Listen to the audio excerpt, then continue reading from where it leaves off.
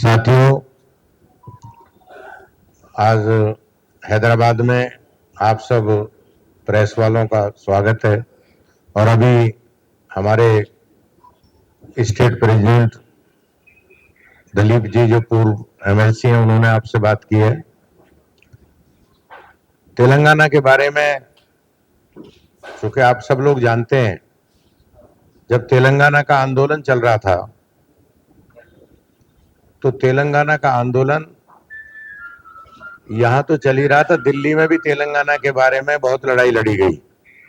और उस आंदोलन का जो सेंटर था वो लोकदल का आरएलडी का जो हेडक्वार्टर था 15 मिर्चल प्रेस, वो उसका सेंटर था। अजीत सिंह जी एक दफे नहीं, कितने ही दफे तेलंगाना के आंदोलन में आए। और एक वक्त ऐसा आया जब अटल जी की सरकार में वो मिनिस्टर थे, तो उनसे जो उपराष्ट्रपति रहे हमारे नायडू जी, वो उस वक्त मंत्री थे, उन्होंने कहा कि आप तेलंगाना का समर्थन मत करो, हमारी पार्टी तेलंगाना के आंध्र प्रदेश के बंटवारे के पक्ष में नहीं है। तो चौधरी अजीत सिंह जी ने से उन्होंने कहा कि या तो आप सरकार में रहो या आंदोलन में रहो। तो चौधरी अजीत सिंह जी ने तय किया कि मैं सरकार छोड़ रहा हूं, और उन्होंने कैबिनेट मंत्री का त्यागपत्र दिया। कृषि मंत्री थे, अटल जी की सरकार को छोड़ा और तेलंगाना के आंदोलन को, तेलंगाना राज्य बनाने के आंदोलन को लगातार लड़ते रहे। और जब तक ये राज्य नहीं बना, अजीत सिंह जी इस आंदोलन में जुड़े रहे। यह मैं आपसे निवेदन कर रहा हूं। दोस्तों, दलीप जी ने आपको सारी बात बताई। चौधरी चरण सिंह जी 3 बातों के लिए जाने जाते थे।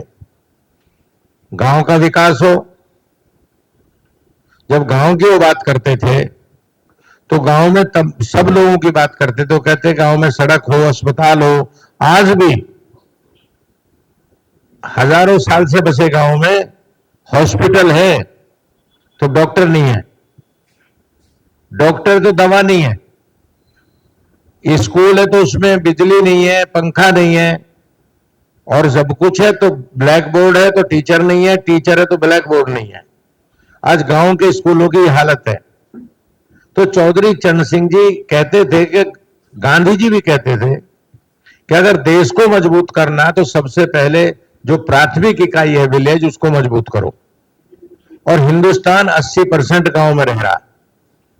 मैं इस बात का इसलिए जिक्र कर रहा हूं कि वो गांव की गरीब की बात करते थे, दूसरा वो किसान की बात करते थे। चौधरी चरण सिंह कहते थे कि जब तक देश का किसान खुशहाल नहीं होगा, जब उसके पास पैसा होगा, तभी वो अपने साथ काम करने वाले मजदूरों को, साथियों को, छोटे उद्योग धंधे करने वालों को, जो गांव में छोटे छोटे काम करते हैं, उनके पास पैसा जब ही पहुंचेगा जब किसान के पास पैसा होगा। वो उनकी इकोनॉमी थी। गांधी जी भी यही कहते थे।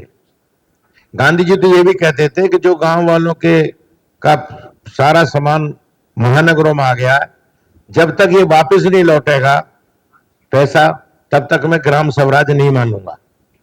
मैं इस बात का इसलिए जिक्र कर रहा हूं कि चौधरी चरण सिंह जी, जो उनका 3 चीजों पर एम्फेसिस था, किसान पर, गांव पर और बेरोजगारी पर।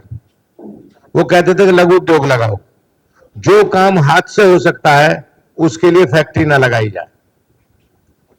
कपड़ा, जूता, दिया सलाई, माचिस, मोमबत्ती, जितना कॉपी किताब, ये सब हाथ से बननी चाहिए। और मेरी आज इस सरकार से मांग है कि बेरोजगार नौजवानों को 50-50 लाख रुपया राज्य सरकार दे और उनको छोटी इकाई लगाने के लिए, तब ये बेरोजगारी मिटेगी। क्योंकि बेरोजगारी तभी मिटेगी जब वो नौजवान खुद काम करेगा, अपनी पत्नी को लगाएगा, अपने भाई को लगाएगा, अपने दोस्तों को लगाएगा। एक नौजवान कम से कम 50 नौजवानों को काम देने का काम करेगा। एक बड़ी फैक्ट्री एक आदमी काम करता है, वो 100 लोगों का काम खा जाती है। बटन दबता है, मशीन काम करती है। मैं बड़ी फैक्ट्रियों के खिलाफ नहीं हूं, पर हम लोग चाहते हैं, हम अमेरिका की नकल कर रहे हैं। अमेरिका में आदमी कम है, काम ज्यादा है।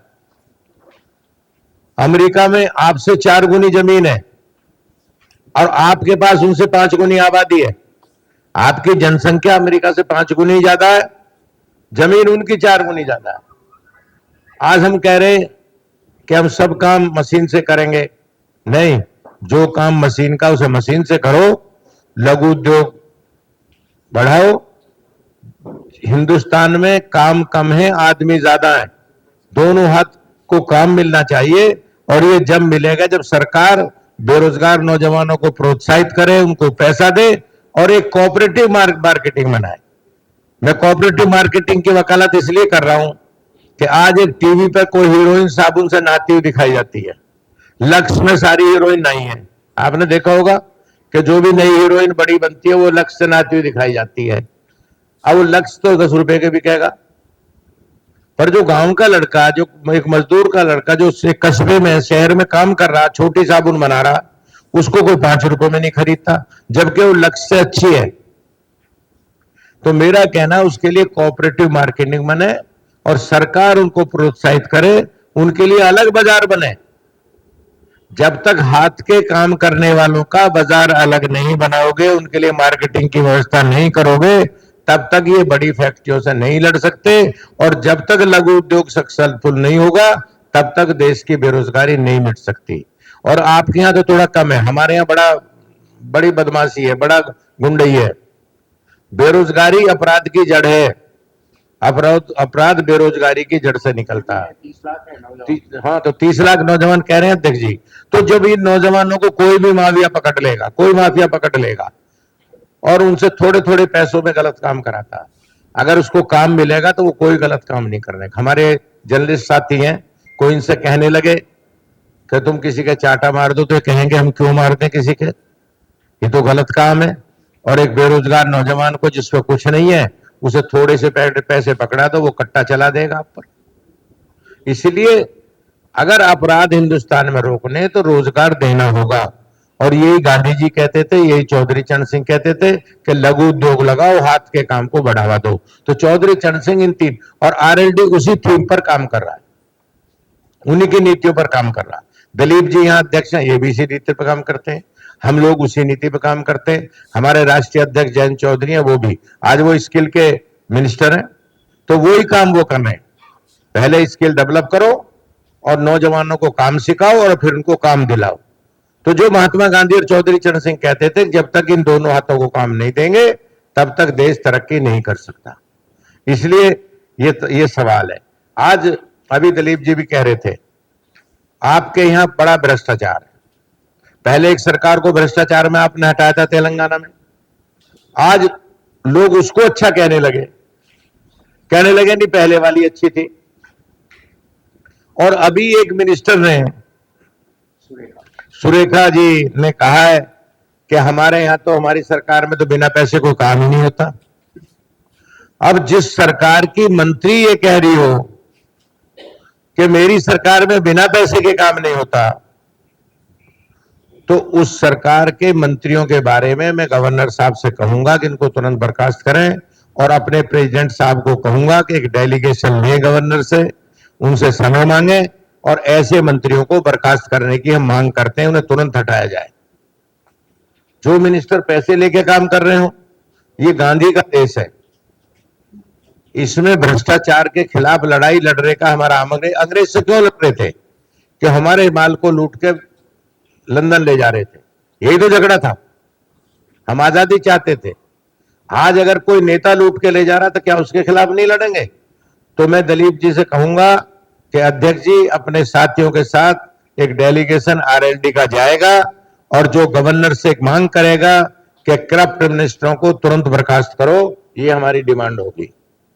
मैं एक और आपसे निवेदन कर रहा हूं कि कांग्रेस ने किसानों के साथ भी हक तलफी की है। जो पहली सरकार ने किसानों को पैसा दिया था वो सभी को दे रही थी। ये ठीक है, छोटे लोगों को, छोटे किसानों को मदद की जरूरत है, पर बड़े लोगों का भी उतना ही पैसा खर्च होता है। जब किसान के ईल्ड जो पैदा करता है उसको जितना खर्च हो रहा है उतना भी पैसा नहीं मिल रहा है, तो चाहे छोटा हो चाहे बड़ा हो, सभी नुकसान में जा रहे हैं। किसान की लागत ज्यादा आ रही है, आमदनी कम हो रही है, इसलिए किसान का लड़का आज खेती नहीं करना चाहता। उसको कहो तो कह देगा मुझे आप शहर में चौकीदार बना दो, मैं बड़ा जमींदार रह के भी काम नहीं करूंगा।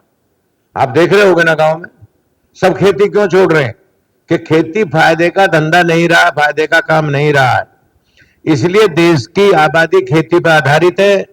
काम को भी लेकर, कपड़े से लेकर, अगर कपास नहीं होगी तो शरीर कैसे ढकेगा, गेहूं चावल नहीं होगा तो हम खाएंगे क्या। और किसान खेत में पैदा करता है और उसका बेटा सेना पे देश की रक्षा करता है। इसलिए किसान के साथ हक तलफी करते हो तो उसका असर सेना पर भी पड़ता है, उसके लड़के मजबूत नहीं बनेंगे, बहादुर नहीं बनेंगे। इसलिए मैं आपसे कह रहा हूं कि किसान के साथ जो कांग्रेस ने किया है, जो पैसा पहली सरकार दे रही थी, राव साहब दे रहे थे, उसको जारी रखा जाए। ये सरकार किसान विरोधी सरकार है। ये तमाम सवाल मैंने आपके सामने रखे और मैं आपसे एक घोषणा कर रहा हूं कि जयंत चौधरी जी 13 और 14 जून को हैदराबाद में रहेंगे। 13 तारीख को एक हम दफ्तर का उद्घाटन होगा और स्टेट के प्रमुख साथियों के साथ वो कॉन्फ्रेंस करेंगे। 13 तारीख की शाम को वुमन जो हमारी महिला विंग है उसकी कॉन्फ्रेंस होगी। हाँ, वो जगह आप बता देना, वो तो अध्यक्ष जी आपको सब खबर कर देंगे कहाँ होगी। और 14, हाँ, इंडिया लेवल का, ऑल इंडिया लेवल का होगा। हमारे ऑल इंडिया की प्रेसिडेंट है इंदिरा जी, वो उसको बुला रही हैं, उन्हीं की देखरेख में होगा। अध्यक्ष जी अपने दफ्तर पे कॉन्फ्रेंस करेंगे, वो ऑल इंडिया कॉन्फ्रेंस। और 14 तारीख को एक रोजगार मेला जो स्किल डिपार्टमेंट लगाता है, जिस जगह रोजगार मेला लगता है वहां हजारों लोगों को काम मिलता है, बड़ी बड़ी फैक्ट्रियां आती हैं, वहां पर वो नौजवानों को चुनती हैं, उनको काम मिलता है। तो ये जो एक एरिया है जहां पर, हाँ, कौन सा है, हल्द्वाल, हल्द्वाल, हल्द्वाल, हल्द्वाल, वहां पर रोजगार मेला 14 तारीख को लगेगा।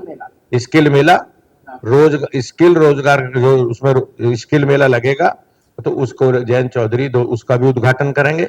2 दिन वहां पर यहाँ पर हैदराबाद में वो लगाएंगे। और मैं आपसे कह रहा हूं कि हम तेलंगाना में समय लगाएंगे। हमारे जो प्रेसिडेंट हैं वो बहुत ही समझदार, जानदार हैं, सब सूझ वाले हैं, मेहनती हैं, पुराने नेता हैं, उन्होंने बहुत नेताओं के साथ काम किया है। तो मुझे उम्मीद है कि तेलंगाना में आरएलडी मजबूत बनेगी, किसानों के लिए, नौजवानों के लिए, गांव वालों के लिए, गरीबों के लिए, छोटे व्यापारियों के लिए, उनके लिए लड़ेगी जिनके लिए कोई नहीं लड़ रहा। आज लड़ाई किसके लिए हो रही है? जो बड़े बड़े लोग हैं, उनको पैसा कमाने की होड़ हो रही है। मैं किसी के व्यापार के खिलाफ नहीं हूं, पर हम उनके साथ हैं जिनके साथ हक तलफी हो रही है, जिनकी कोई नहीं सुन रहा है। तो यही बात करने हम आप चाहे हैं, और कोई बात आपको मेरे से करने को